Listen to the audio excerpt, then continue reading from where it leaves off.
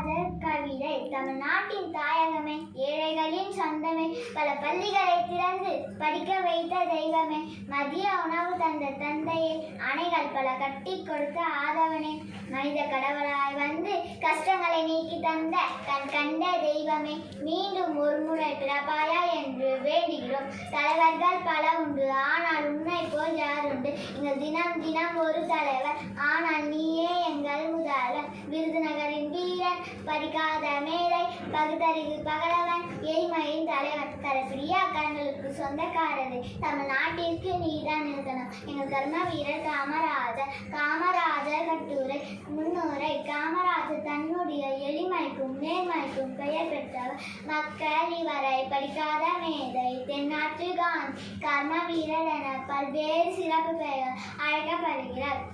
இளமை காலம். பெருந்தலைவர் காமராஜர் 1903 ஜூலை மாதம் 15 விருதுநகரில் பிறந்தார். இவர் தந்தையார் குமாரசாமி, தாயார் சிவகாமி அம்மாள் ஆவார்.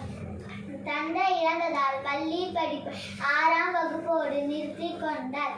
பல தேச தலைவர்களின் பேச்சுகளை கேட்டு சுதந்திர போராட்டத்தில் ஆர்வம் கொண்டார். 1954 தமிழ்நாட்டின் முதலமைச்சராக பதவியேற்றார்.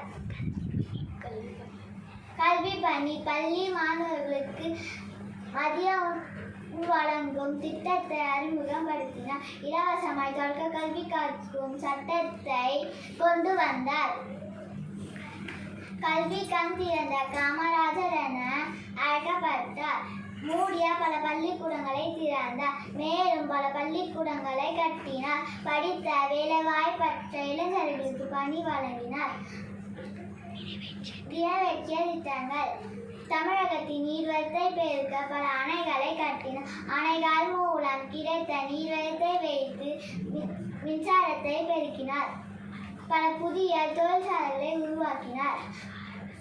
அரசு ஊழியர்களுக்கு ஓய்வூதியம், வைப்பு நிதி, காப்பீடு ஆகிய முப்பெரு திட்டங்களை கொண்டு வந்தார். அவரது ஆட்சி காலத்தில் 9 நீர்ப்பாசன திட்டங்களை நிறைவேற்றினார். முடிவுரை. ஒப்பற்ற தலைவர் காமராஜர் காந்தி ஜெயந்தி அன்று 1975 ஆண்டு அக்டோபர் 2 இயற்கை எழுதினார். 1976 ஆண்டு காமராஜருக்கு மத்திய அரசு பாரத ரத்னா விருது வழங்கி சிறப்பித்தது.